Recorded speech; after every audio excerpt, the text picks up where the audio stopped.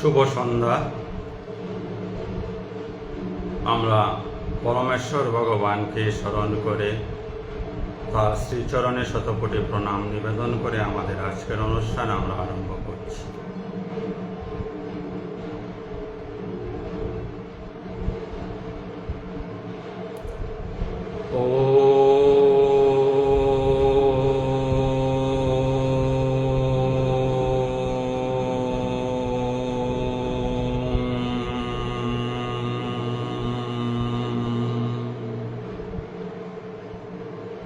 শ্রী পরমাত্মনে নমঃ।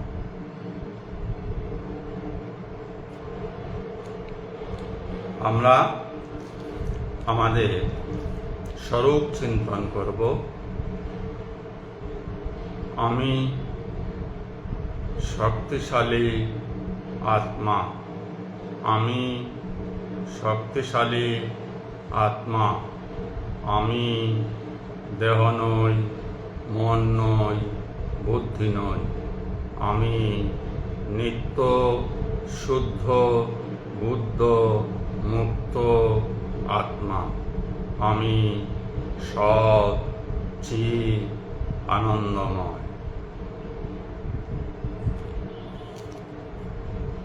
তার আগের দিন ফেসবুক লাইভ অনুষ্ঠানে আমরা শ্রীমদ্ ভগবদ্ গীতার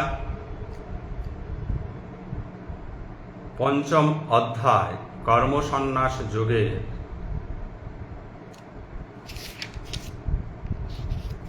২৩ নম্বর মন্ত্রটি পর্যন্ত আলোচনা করেছিলাম। আমরা আজ ২৪ নম্বর মন্ত্র থেকে আলোচনা শুরু করব। যারা যারা এই মুহূর্তে এই লাইভ অনুষ্ঠানে যুক্ত হয়েছেন সবাইকে আমি আমার প্রণাম জানাচ্ছি। ২৪ নম্বর মন্ত্রে ভগবান শ্রীকৃষ্ণ বলছেন,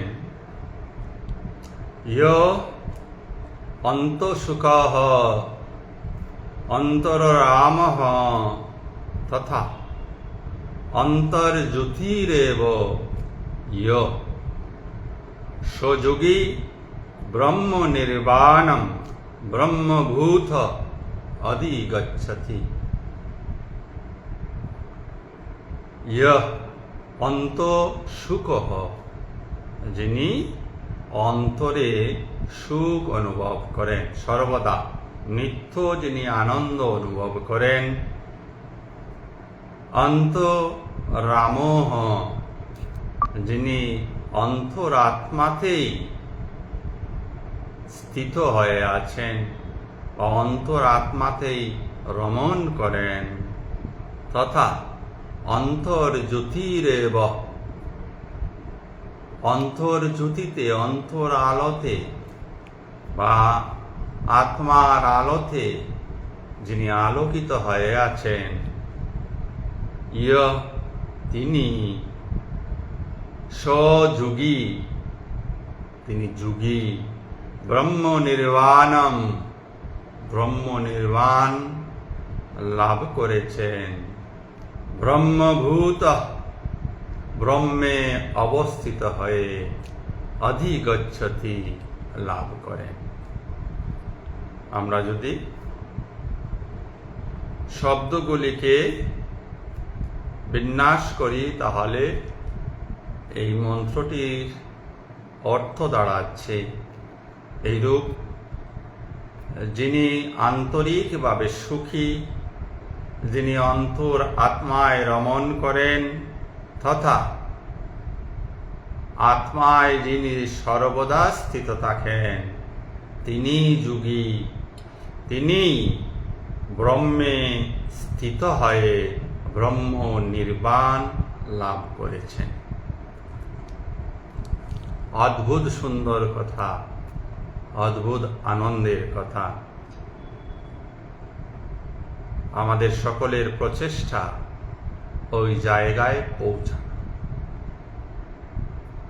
আন্তরিক দুঃখ নিবৃত্তিই হচ্ছে আধ্যাত্মিকতা করার মূল উদ্দেশ্য। গীতা, ভাগবত, যত ধর্মশাস্ত্র আছে এগুলির মুখ্য উদ্দেশ্য হচ্ছে আন্তরিক দুঃখ নিবৃত্তি করা।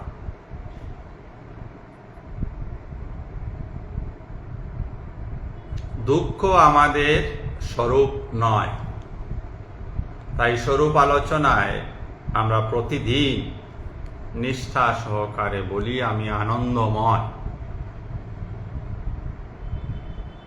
তাহলে দুঃখ কি? দুঃখ আমরা নিজেরা তৈরি করেছি। আমরা এই জগৎ ব্যবহার করতে গিয়ে, জগতে বসবাস করতে গিয়ে জগতের বিভিন্ন ব্যক্তি বস্তুর সঙ্গে মিলিত হয়ে আমরা জগৎ থেকে দুঃখকে আহরণ করেছি। আমরা জগতের প্রকৃত স্বরূপকে বুঝতে অক্ষম, যার ফলে জগৎ থেকে আমরা দুঃখপ্রাপ্ত হয়েছি এবং সর্বদা জগৎকে দোষারোপ করছি যে জগতের এই মানুষটির কারণে, ওই বস্তুটির কারণে, ওই বিচারটির কারণে, ওই ধারণাটির কারণে, ওই প্রধানমন্ত্রীটির জন্য, ওই ধর্মীয় মানুষগুলির জন্য, পাড়ার ওই লোকটির জন্য আমার দুঃখ হচ্ছে। এইরকম আমরা যারা বলি তারা নিশ্চয়ই আমরা অজ্ঞানী। কারণ এই অধ্যায়ে ভগবান শ্রীকৃষ্ণ বলেছেন যে তিনি কাউকে দিয়ে কিছু করান না। প্রতিটি মানুষ তার নিজস্ব গুণ অনুসারে এই পৃথিবীতে কর্ম করছে। যেরকম গুণের অধিকারী হয়ে আছে সে ঠিক সেই রকম ব্যবহার এই জগতে করছে। এই তথ্য কথাটি যদি আমরা উপলব্ধি করতে পারি তাহলে জগতের উপর আমাদের কোনো অভিযোগ থাকবে না। যে অসৎ কর্ম করছে, যার জন্য হয়তোবা সমাজ ব্যতীত হচ্ছে, যন্ত্রণা পাচ্ছে, লাঞ্ছনা পাচ্ছে, খুব গভীরতায় গিয়ে যদি বিচার করেন তাহলে দেখবেন ওই ব্যক্তিটি তার অসৎ কর্ম জন্য সে নিজে দায়ী, কেউ দায়ী নয়। সে তার মনে এই ধরনের অসৎ কর্ম করার যে উপাদান, যে গুণ এর প্রয়োজন তা সংরক্ষিত করে রেখেছে অতি যতনে, এবং তাই সে জগতের মধ্যে ফিরিয়ে দিচ্ছে। আপনি যদি, আমি যদি বুদ্ধিমান মানুষ হই, জগতে যারা বিষ বাষ্প ছড়াচ্ছে আমরা যেন ওই বিষ বাষ্পের দ্বারা বিচলিত না হই। যদি কোনো কারণে বিচলিত হয়ে যান তাহলে আন্তরিক সুখের ব্যাঘাত ঘটবেই, দুঃখ পাবেনি।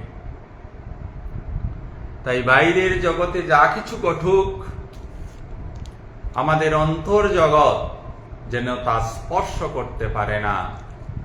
অন্তর জগৎ বড় মূল্যবান, আর মূল্যবান বলেই অন্তর জগৎকে আরো সুন্দর করার জন্য মানুষের প্রয়োজন আধ্যাত্মিক আলোচনা করা, সৎসঙ্গ করা, শাস্ত্র অধ্যয়ন করা।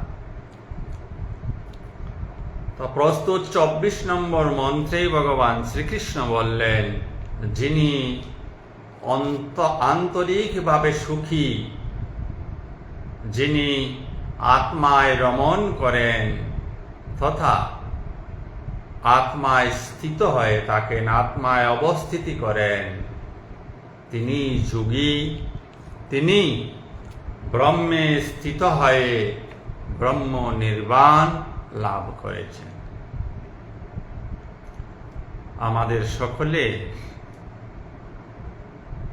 অধিকার আছে সকলের ইচ্ছাও আছে ওই পরম শান্তির অবস্থা লাভ করা, এবং তার উপায়ও আছে। আমরা উপায়গুলি জানছি।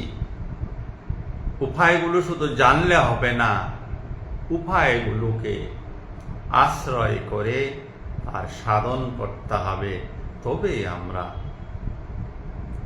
পরম সুখের, পরম আনন্দের অধিকারী হতে পারব।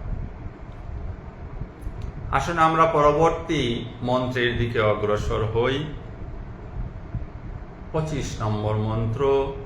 সেখানে এসে ভগবান বলছেন, লবন্তে ব্রহ্ম নির্বাণম ঋষয় ক্ষীণ কল্মষাঃ ছিন্ন দ্বৈধা যথাত্মান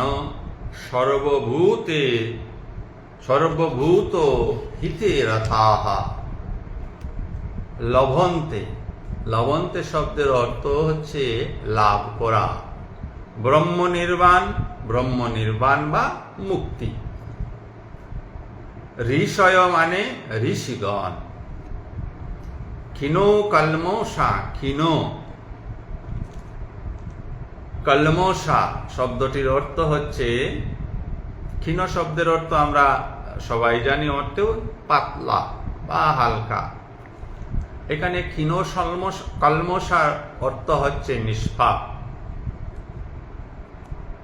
ছিন্ন দ্বৈধা, দ্বৈধা মানে সংশয় বা দ্বিধা, যার দ্বিধা সংশয় হয়েছে। যথাত্মান, যিনি সংযত চিত্ত। যথাত্মান মানে সংযত চিত্ত বা মন। সর্বভূত, সমস্ত ভূতের। হিতে, কল্যাণে। রত মানে রত থাকা বা প্রবৃত্ত থাকা। তো শব্দগুলির বিন্যাস করে আমরা এই শ্লোকটির কি অর্থ পাব? অর্থটি এইরূপ: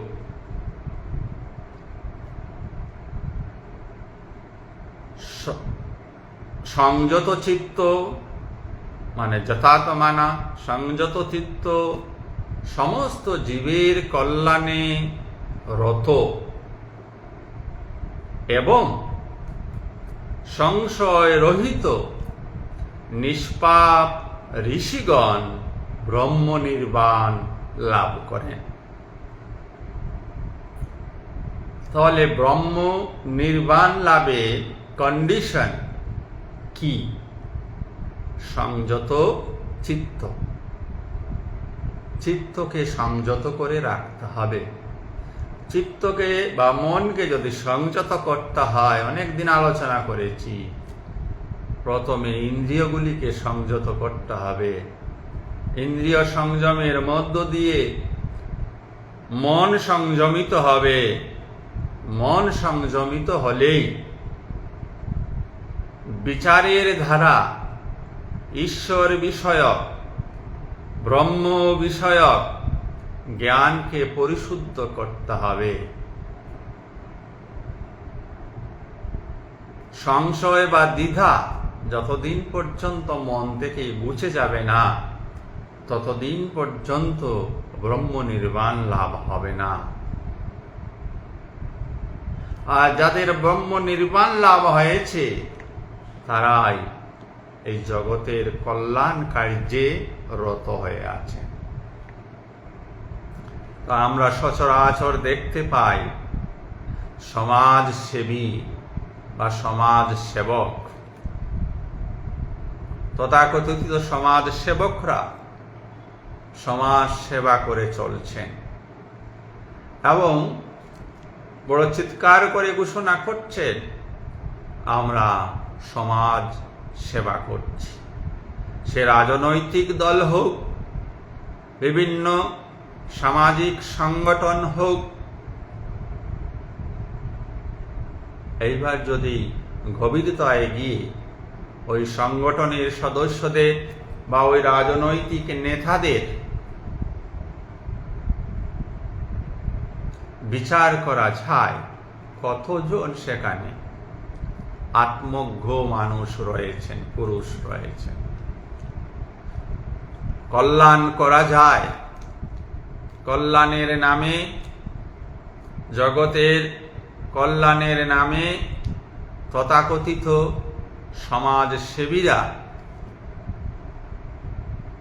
নিজেদের কল্যাণ করেন, নিজেদের অহংকারকে প্রতিষ্ঠিত করেন, নিজেদের মান যশ ইত্যাদিকে প্রতিষ্ঠিত করেন। একমাত্র তিনি প্রকৃত সমাজসেবী হতে পারেন যিনি ব্রহ্মজ্ঞান লাভ করেছেন। তো আমাদের শাস্ত্র এত উচ্চ ভাবনা সম্পন্ন, এত গভীরতায় গিয়ে সমাজ সেবা করার উপদেশ দিচ্ছেন। প্রাচীন ভারতবর্ষে রাজারা রাজত্ব করতেন, রাজাদেরকে বলা হতো রাজর্ষি। একসঙ্গে রাজা এবং অন্যদিকে তিনি ঋষি ছিলেন। আমরা দেখেছি এর পূর্ববর্তী মন্ত্রে ভগবান বলছেন, ঋষয়ে, ঋষিরাই ব্রহ্ম নির্বাণ লাভ করেছে। তো তখনকার রাজারা ব্রহ্মজ্ঞানী ছিলেন, যার উদাহরণ আমরা জনক রাজার কাছ থেকে পাই, রাজা রামচন্দ্রের নিকট থেকে পাই। এছাড়াও প্রাচীন ভারতবর্ষে অনেক রাজারা আত্মজ্ঞানী পুরুষ ছিলেন। তাই তারা যখন রাজ্য পরিচালনা করেছিলেন তখন প্রজাদের সুখ সমৃদ্ধি কল্যাণ এটাই ছিল তাদের প্রাথমিকতা। রাজত্ব বৃদ্ধি, রাজ্যের কর আমদানি বৃদ্ধি বা রাজ্য বিস্তার এইগুলি তাদের মুখ্য উদ্দেশ্য ছিল না। তাদের মুখ্য উদ্দেশ্য ছিল যে রাজ্যের সমস্ত সম্পদ সকল মানুষের মধ্যে সমভাবে বন্টন হোক, সবে মানুষ সুখে সমৃদ্ধিতে এবং শান্তিতে যেন জীবন যাপন করতে পারে। তাই আজও উদাহরণ আমাদের কাছে রাম রাজ্য। কেন আমরা উদাহরণস্বরূপ নিয়েছি রাম রাজ্যকে? কেন আজকের ভারতবর্ষের মানুষ বা বিশ্বের মানুষ রাম রাজ্য প্রতিষ্ঠা করতে চাইছেন? রাজা রাম সেই জ্ঞানের অধিকারী ছিলেন, ব্রহ্ম জ্ঞানের অধিকারী ছিলেন, ব্রহ্মজ্ঞ পুরুষ ছিলেন। তাই তার কাছে কোনো উচ্চ নিচ ভেদাভেদ ছিল না, পশুতে মানুষে কোনো ভেদাভেদ ছিল না। সমজীবে সর্বজীবে তার সমভাব ছিল, সর্ব মানুষে তার সমভাব ছিল। সে নিকট পরিজন হোক আর এক অতিশয় সাধারণ প্রজা হোক, সবাইকে তিনি সমান চোখে দেখতেন, একই দৃষ্টি দিয়ে দেখতেন এবং সর্বদা সত্যের সঙ্গে থাকতেন। সত্যকে কখনো তিনি সত্য থেকে কখনো তার পদস্খলন হতো না। এই হচ্ছে যারা প্রকৃত ধার্মিক বা আধ্যাত্মিক মানুষ, তাদের লক্ষ্য। তথাকথিত এই বিশ্বে তথাকথিত পণ্ডিতেরা রয়েছেন, ধার্মিকেরা রয়েছেন। এই তথাকথিত ধার্মিক মানুষের দ্বারাই সমাজ কল্যাণের নামে সমাজে বিভীষিকা চড়ানো হচ্ছে। তাই কারা সমাজ সেবার দায়িত্ব নিয়েছেন, যারা আধ্যাত্মিকভাবে কিছুটা জ্ঞানের অধিকারী হয়েছেন, তাদেরকে বিচার করতে হবে। সমাজ সেবার দায়িত্ব সেই সব মানুষের হাতে অর্পণ করতে হবে যারা প্রকৃত ধার্মিক,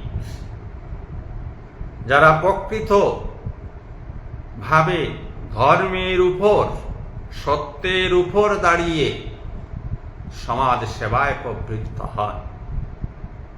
গত দিনের আলোচনাতে আমরা বলেছিলাম ধর্ম কি। তার ডেফিনেশন হচ্ছে যা কিছু ধারণ করা হয় তাহাই ধর্ম। লোহার ধর্ম কি? লোহার ধর্ম কঠিনতা। এইভাবে প্রত্যেকটি দ্রব্যের, প্রত্যেকটি বস্তুর ধর্ম রয়েছে। লোহা যেমন কঠিনতাকে ধারণ করে আছে, তাই কঠিনতা লোহার ধর্ম। মানুষের ধর্ম কি? মানুষের ধর্ম কি হিন্দু, মুসলিম, খ্রিস্টান এইগুলি? না, এইগুলি মানুষের ধর্ম নয়। মানুষের ধর্ম মানবিকতা। হিন্দু, মুসলিম, খ্রিস্টান, শিখ, জৈন এইগুলি হচ্ছে রাস্তা সেই মানবিকতায় পৌঁছানোর, সেই সম বুদ্ধিসম্পন্ন হওয়ার, যে সর্বজীবে সমভাবে দয়া, সর্বজীবে সমদৃষ্টি, সেই সমতা বুদ্ধিতে পৌঁছানোর বিভিন্ন রাস্তা হচ্ছে যেগুলিকে আমরা সাধারণ অজ্ঞানী মানুষেরা ধর্ম বলে বলে বেড়াচ্ছি। মানুষের প্রকৃত ধর্ম মানবিকতা, সে যে ধর্মাবলম্বী হোক না কেন। এবং সেই মানুষটি ধার্মিক মানুষ, যে মানুষটি বিশ্বের সমস্ত মানুষকে আপন ভাবতে পারে, বিশ্বের প্রতিটি মানুষের প্রতি যার সমভাবে দয়া করুণা থাকবে, সেই প্রকৃত ধার্মিক মানুষ। তো প্রস্তুত শ্লোকে আমরা কি জানলাম? আমাদেরকে ওই জায়গায় পৌঁছাতে হবে। তার জন্য কি করতে হবে? সংযত চিত্ত। এই যে অল্প আগে বললাম, তথাকথিত ধার্মিকরা তারা সংযত চিত্ত নন।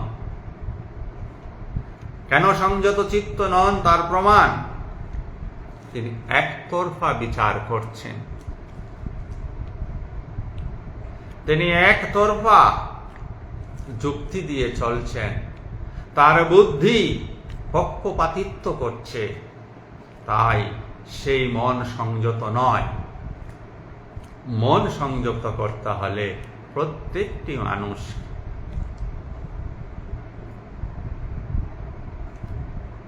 তার মনের উপর খবরদারি করতে হবে। ষড়রিপু থেকে নিজেকে মুক্ত করতে হবে, বিশেষ করে কামনা বাসনা থেকে। তথাকথিত ধার্মিকদের মধ্যে কামনা বাসনা পরিপূর্ণ হয়ে আছে। আমার ধর্ম বড়, আমি ধর্মকে প্রচার করব, আমার কথা সবাই শুনবে, আমাকে সবাই সম্মান করবে, আমাকে সবাই ফুলের মালা দিবে, আমাকে সবাই সমীহ করবে। এই সব কিছু কামনার আওতায় আসে। এইগুলি থেকে যারা মুক্ত হতে পারেন তারাই প্রকৃত ধার্মিক। তো আধ্যাত্মিকতা, সৎসঙ্গ করা মুখ্য উদ্দেশ্য হচ্ছে জ্ঞানের সেই পৃষ্ঠভূমিতে পৌঁছানো যেখানে কোনো ভেদাভেদ নেই, যেখানে কোনো উচ্চ নীচ ভেদ নেই, মানুষে মানুষে কোনো ভেদ নেই, জীবে জীবে কোনো ভেদ নেই, সব কিছু সমান, সব সেই সৃষ্টিকর্তার সৃষ্টি। এবং প্রতিটি মানুষ ওই সৃষ্টিকর্তার সৃষ্টিকে রক্ষা করার জন্য দায়বদ্ধ। এই জন্যই সৃষ্টিকর্তা আমাদেরকে এই পৃথিবীতে পাঠিয়েছে। এই জ্ঞান যার যত শুদ্ধ হয়েছে তিনি ততই ধার্মিক। তিনি প্রকৃতপক্ষে এই বিশ্বের সম্পদ। তিনি প্রকৃতপক্ষে বিশ্বের কল্যাণকারী ব্যক্তি, আর বাকি সবাই কল্যাণের নাম দিয়ে বিশ্বের অকল্যাণ করে চলছে। আমরা তার পরবর্তী মন্ত্রের দিকে অগ্রসর হচ্ছি। সেখানে এসে ভগবান শ্রীকৃষ্ণ বলছেন, শ্লোক নাম্বার 26, কাম ক্রোধ বিমুক্তানাম যতীনাম যথোচেতসাম অভীত ব্রহ্ম নির্বাণম বর্ততে বিদিত আত্মনা।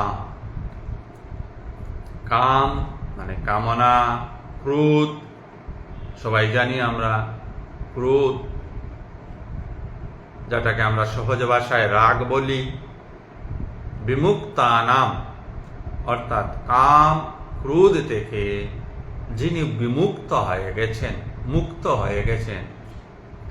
যতীনাম, যতীনাম বলতে এখানে যারা মনকে সংযত করে করে সন্ন্যাসী হয়ে গেছেন।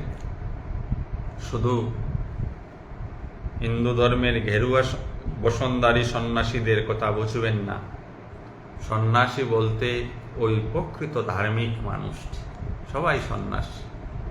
ওই প্রকৃত ধার্মিক মানুষটি কিছু চাই না, সে পরের কল্যাণার্থে এমনিতেই কাজ করে। তো কাম ক্রোধ বিমুক্তানাম যতীনাম যথোত চেতসাম। চেতসাম মানে চেতনা, চেতনাকেও যিনি সংযত করেছেন। চেতনা সবার মধ্যে রয়েছে, ওই চেতনাকে কেউ খারাপ কাজে ব্যবহার করছে, কেউ জগৎ কল্যাণের জন্য ব্যবহার করছে। অভীত ব্রহ্ম নির্বাণম, অচিরেই বা শীঘ্রই তিনি ব্রহ্ম নির্বাণ বা মুক্তি লাভ করেন। বর্ততে বিদিত আত্মনাম, আত্মায় পৌঁছে বা আত্মজ্ঞ হয়ে। তো এই মন্ত্রটির যদি আমরা শব্দগুলিকে পরস্পর বিন্যাস করে ব্যাখ্যাকারে বলার বা বোঝার চেষ্টা করি, তাহলে এইরূপ কাম ক্রোধ শূন্য, কাম ক্রোধ বিমুক্তানাম, কাম ক্রোধ শূন্য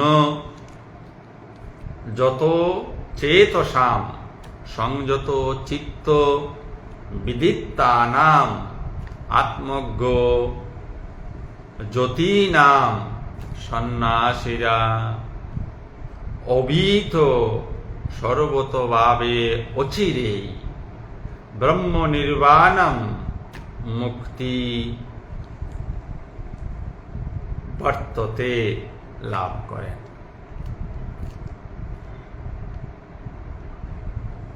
তো ভগবান শ্রীকৃষ্ণ বলছেন, যিনি কাম ক্রোধ শূন্য হয়েছেন, যার চিত্ত সংযত হয়েছে, যিনি আত্মার গভীরে প্রবেশ করে সমস্ত সংশয় শূন্য হয়েছেন, সমস্ত ভেদাভেদ যার মন থেকে দূর হয়ে গেছে, তিনি আত্মজ্ঞ পুরুষ। সেই সব পুরুষেরা সর্বতভাবে, সবভাবে অচিরেই মানে শীঘ্রই ব্রহ্ম নির্বাণম মুক্তি। এই ব্রহ্ম নির্বাণম বা মুক্তিটিকে বিভিন্ন ধর্মে বিভিন্ন শব্দের দ্বারা প্রকাশ করা হয়। অর্থ একটাই, মনে কোনো ভেদাভেদ নেই, সংশয় নেই, দ্বিধা নেই, সব পৃথিবীতে সমান, সব কিছুতে সমদর্শী, সমবুদ্ধি, সমতা যার মধ্যে, তিনি আত্মজ্ঞ পুরুষ, তিনি মুক্ত পুরুষ, তিনি প্রকৃত ধার্মিক পুরুষ। তো আমরাও যেন চেষ্টা করি ওই জায়গায় পৌঁছানোর, বারংবার এই অনুষ্ঠানের মাধ্যমে আমরা আলোচনা করেছি যে ওই জায়গায় পৌঁছানো সামর্থ্য, ক্ষমতা পরমাত্মা আমাদেরকে দিয়েছে। আমরা শুধু স্বার্থ বুদ্ধির জন্য আমাদের মধ্যে এই অপূরণীয় যে শক্তি, অনন্ত যে জ্ঞান, তার প্রয়োগ করছি না। অনন্ত জ্ঞান, অনন্ত শক্তিকে আমরা চাপিয়ে রাখার চেষ্টা করছি।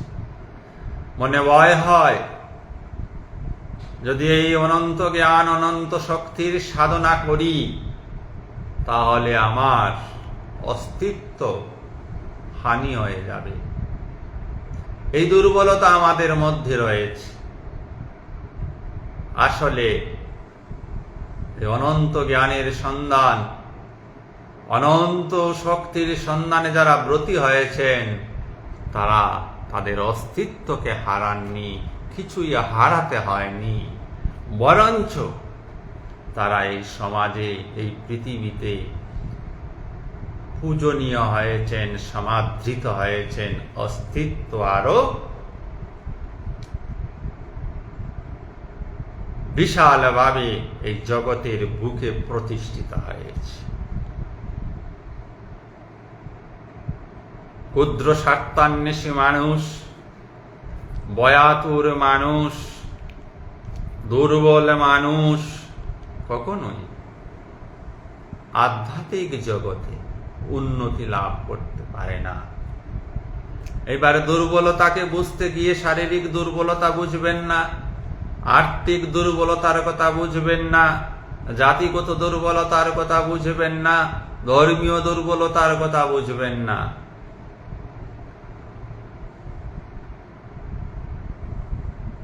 এইগুলি এই জাগতিক জগতে রয়েছে। অন্তর্জগতে এইগুলি শুধুমাত্র আমাদের মনের বিকার।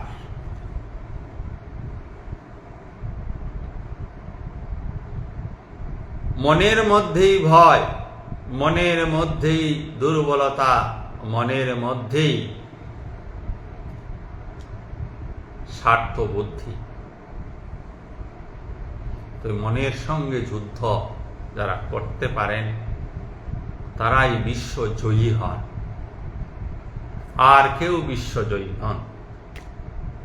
আলেকজান্ডার দি গ্রেট বিশ্ব জয় করতে চেয়েছিল, বা অধিকাংশ বিশ্ব জয় করেছিল। মানুষ কি শ্রদ্ধার চোখে আলেকজান্ডার দি গ্রেটকে স্মরণ করছে? নেপোলিয়ন বোনাপার্ট সমগ্র বিশ্ব জয় করতে চেয়েছে। মানুষ কি শ্রদ্ধার সঙ্গে তাকে স্মরণ করছে? এই দুইটা মানুষের দ্বারা সমগ্র বিশ্বের কত ক্ষতি হয়েছে, কত মানুষ মারা গেছে, কত মানুষের দুর্দশা হয়েছে, দুর্ভোগ হয়েছে। এরা বিশ্বজয়ী নন। বিশ্বজয়ী তো সেই মানুষ যে প্রথমে নিজের মনকে জয় করেছে, নিজের স্বার্থ বুদ্ধিকে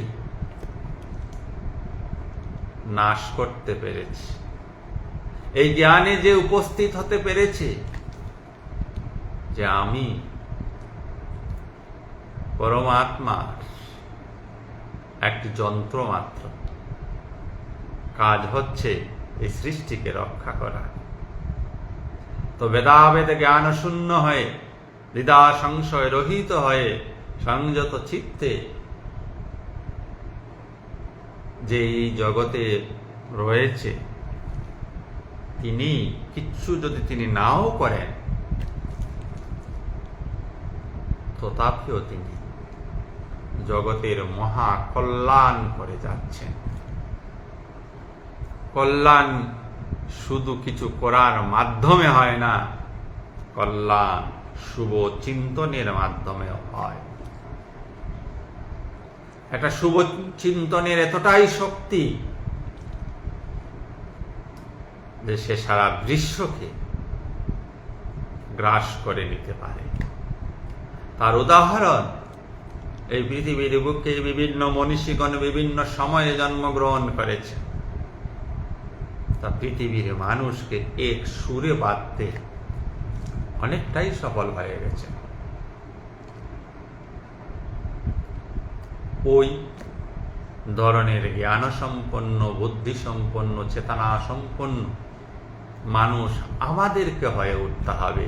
শুধু অন্যের উদাহরণ দেওয়া বিশেষ কোনো মহত্ব নেই। যদি তার কিছুটাও আমার নিজ চরিত্রে আমি গ্রহণ করতে না পারি, তাহলে পৃথিবীতে লক্ষ লক্ষ এমন মহাপুরুষ রয়েছেন যাদের উদাহরণে বিশেষ কিছু সমাজের এবং নিজের উন্নতি আমরা কিছুই করতে পারব না। মহাপুরুষদের আদর্শকে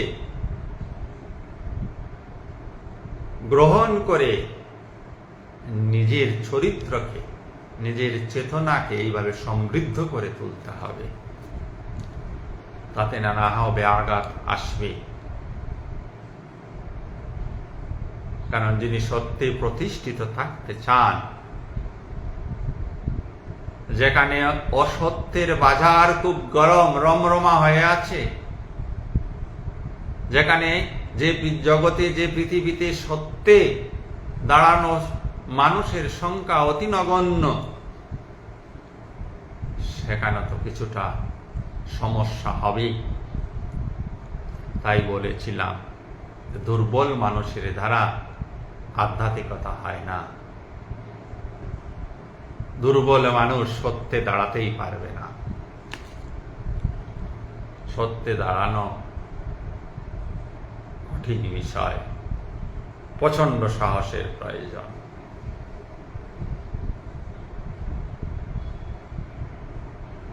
আমার কথাগুলি যেন আপনাদের দুর্বল না করে। ব্যাক অফ দি মাইন্ড অন্য চিন্তা করবেন না যে আমি কি পারবো। হ্যাঁ, আপনি পারবেন। একমাত্র জগতে আপনি পারবেন যদি আপনি দৃঢ় সংকল্প হন। আমরাই পারব, আর কেউ নয়। এই সংকল্প নিয়ে, এই বল নিয়ে, এই সাহস নিয়ে অগ্রসর হতে হবে। মনে রাখবেন, আপনি, আমি, আমরা সবাই যারা এই অনুষ্ঠানে এই মুহূর্তে রয়েছে, প্রত্যেকের মধ্যেই সেই অনন্ত শক্তি, অনন্ত জ্ঞান ও পরিমিত ভাবে রয়েছে। শুধু সেই অনন্ত জ্ঞান, অনন্ত শক্তির কপাট, দরজাকে ভেঙে তার ভিতরে প্রবেশ করতে হবে। কাজী নজরুল ইসলামের বিদ্রোহী কবিতায় ভাঙরে ভাঙরে ভাঙরে আগাল, এরকম কি একটা লাইন ছিল। বিদ্রোহী কবিতার মতো বিদ্রোহী হতে হবে নিজের সঙ্গে, অন্যের কাছে নয়। নিজের মনের বিরুদ্ধে বিদ্রোহ।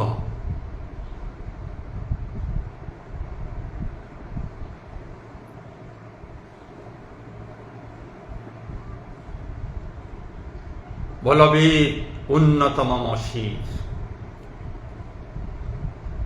যারা ধর্মপথে চলেন, আধ্যাত্মিকতার পথে চলেন, তাদেরকে ওই লাইনটি স্মরণ রাখতে হবে।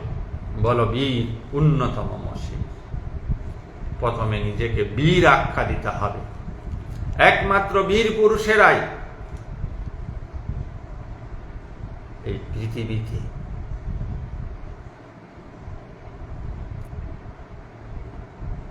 এই পৃথিবীকে ভোগ করতে পারেন। বীরভোগ্যা বসুন্ধরা, সে জাগতিক দৃষ্টিভঙ্গিতে, আর আমরা মানবিকতার দৃষ্টিভঙ্গি নিয়ে আলোচনা করছি। সেই দৃষ্টিভঙ্গিতেও বীর হতে হবে। 10 জনকে মেরে নয়, পাড়ায় গুন্ডামি মস্তানি করে নয়, ধর্মের নামে অন্যকে নির্যাতন করে নয়, নিজের সঙ্গে নিজের বিদ্রোহ। যিনি নিজের সঙ্গে নিজে বিদ্রোহ করতে পারেন, যিনি নিজেকে বীর ভাবেন। মানুষের জন্য তিনি বীর নন, নিজের জন্য তিনি বীর। সেই বীরই পারেন এই অসাধ্যকে সাধন করে জগৎকে উদ্ধার করতে। আসুন আমরা পরবর্তী মন্ত্রের দিকে অগ্রসর হই। 27 এবং 28 নম্বর মন্ত্র। আমরা 27 নম্বর মন্ত্রটি আলোচনা করছি।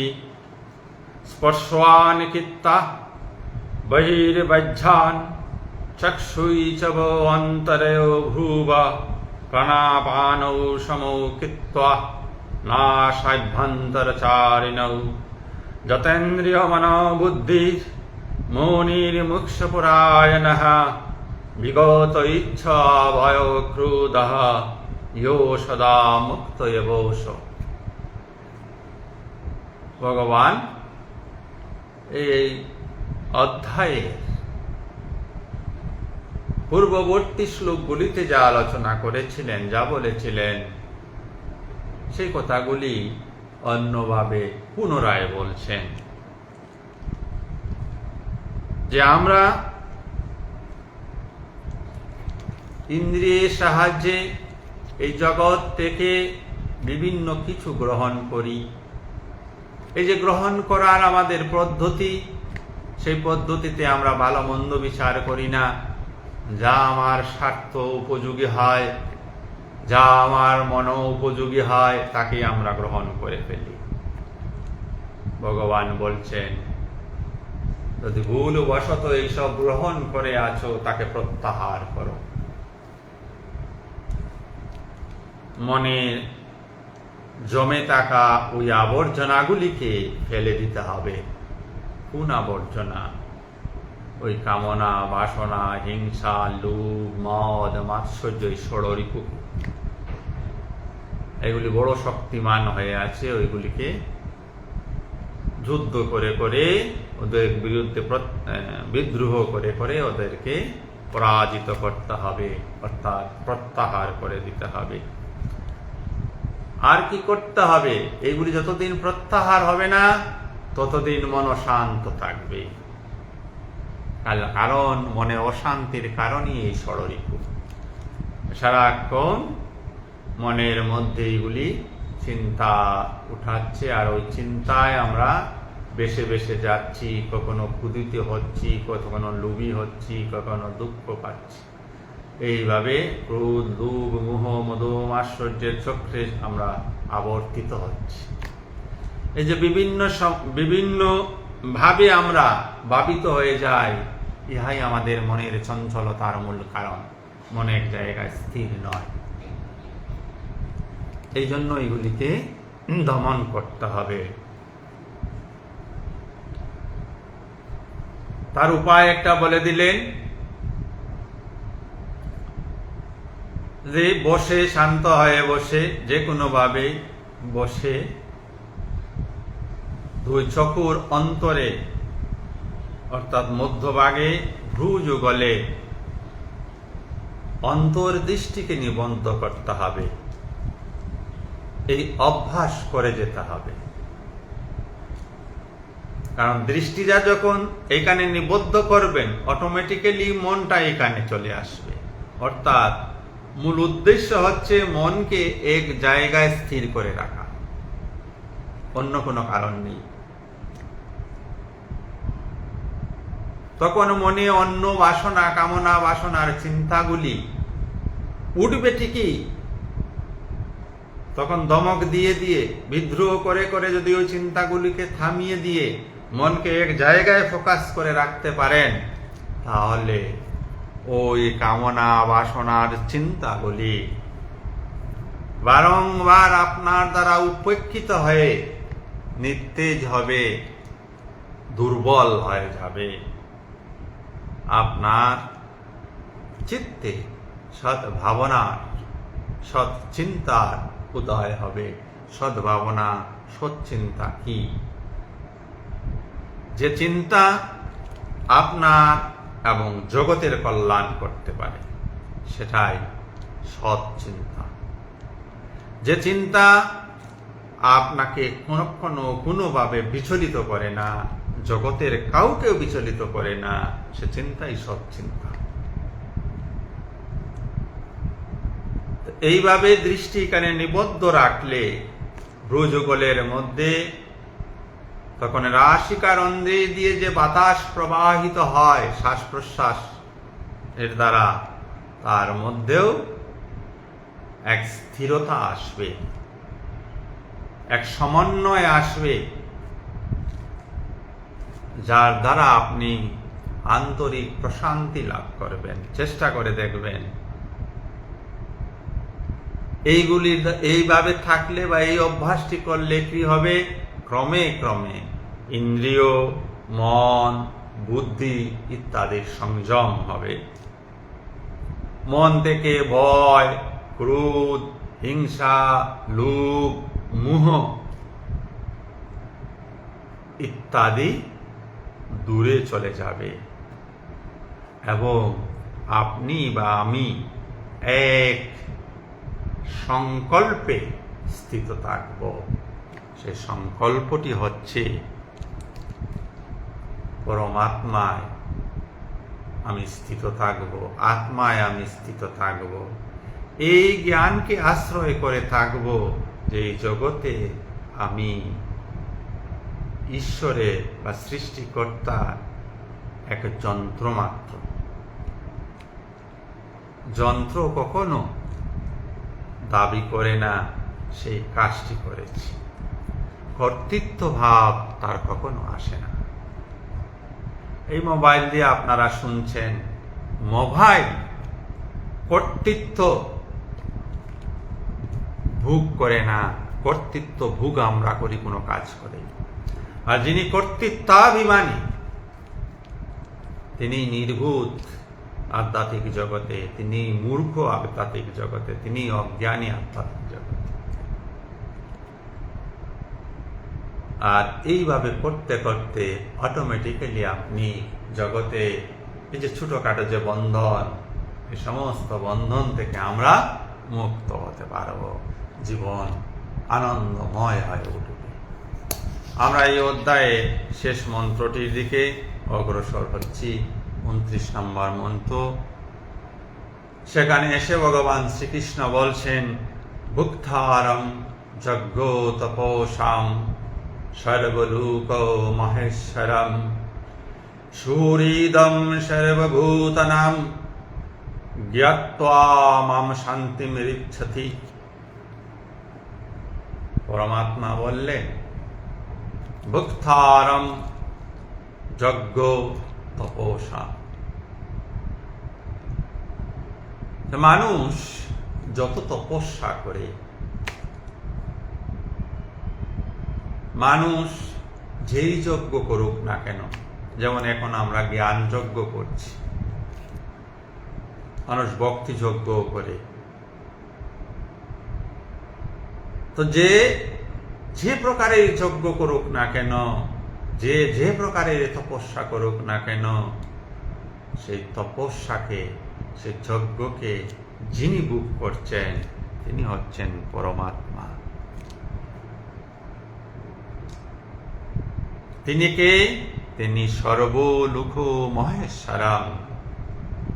তিনি এই ত্রিভুবনের কর্তা, তিনি এই ত্রিভুবনের ঈশ্বর, তিনি এই ত্রিভুবনের পালন কর্তা, রক্ষা কর্তা। তিনি কি? সুহৃদম সর্বভূতানাম। এই স্বর্গ মর্ত্য পাতাল যেখানে যত জীব রয়েছে, তিনি সর্বজীবের সুহৃদ মানে বন্ধু। আর যারা শাস্ত্র অধ্যয়নের মাধ্যমে, সৎসঙ্গের মাধ্যমে এই সত্য কথাটাকে বুঝতে, উপলব্ধি করতে সক্ষম হয়েছেন বা জেনেছেন, তিনি শান্তি মিরিচ্ছতি, তিনি শান্তি লাভ করেছেন। তো পরমেশ্বর ভগবানকে, পরমাত্মাকে জানতে হবে। সাধু চিৎকার করে বললে হবে না পরমাত্মা পরমাত্মা। কোনো এক বিশেষ শব্দের মাধ্যমে তার নাম করলেই হবে না, তার গুণ বুঝতে হবে, উপলব্ধি করতে হবে, ধারণ করতে হবে নিজ জীবনে। অন্য জীবনে যদি কেউ ধারণ করে তাকে, আপনার কোনো লাভ হবে না। আপনাকেই ধারণ করতে হবে।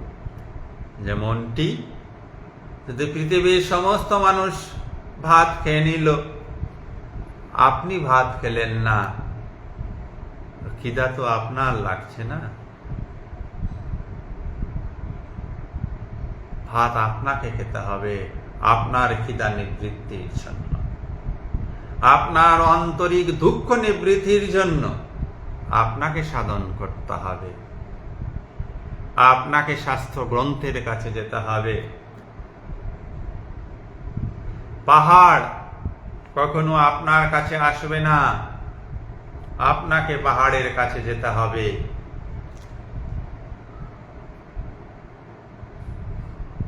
ঈশ্বর সর্বত্র আছেন, আবার নাইও বটে।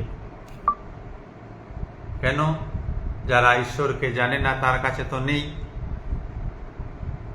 তার কাছে তো সর্বত্র ঈশ্বর নেই। যিনি বুঝেছেন তার কাছে এই কথাটির সত্যতা যে ঈশ্বর সর্বত্র রয়েছে।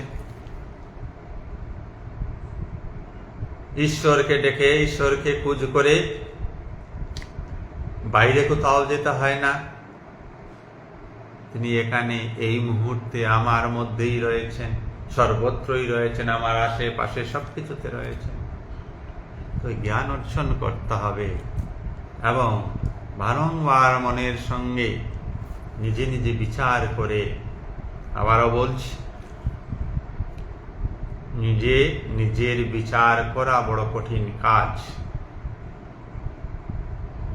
কারণ ওই কৌঠে বিচারক আপনি, ওই কৌঠের বাদী আপনি, ওই কৌঠের বিবাদী আপনি, ওই কৌঠের বাদী পক্ষের উকিল আপনি, ওই কৌঠের বিবাদী পক্ষের উকিল আপনি।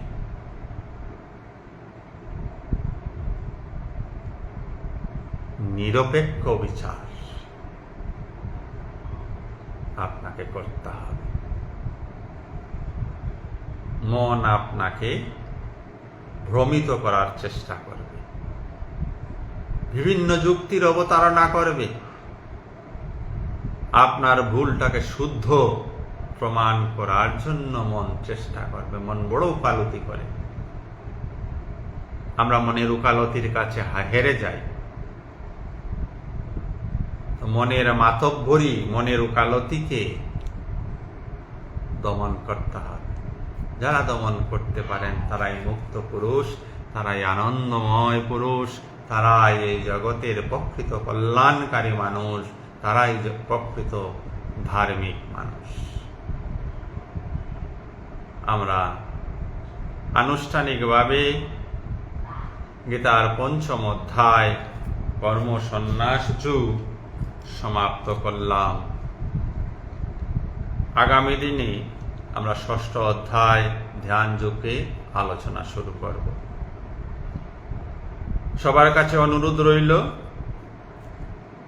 যদি কথাগুলি, এই আলোচনাটি আপনাদের ভালো লেগে থাকে তাহলে অবশ্যই নিজ নিজ ফেসবুকে শেয়ার করবেন।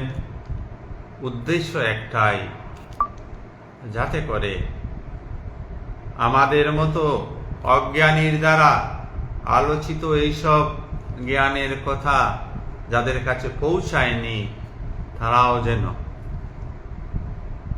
এই জ্ঞানের আলোকে আলোকিত হতে পারেন। কিছুটাও যদি অনুভবে তাদের হয়, তাহলে আমাদের এই প্রয়াস, আমাদের এই চেষ্টা সফল হবে।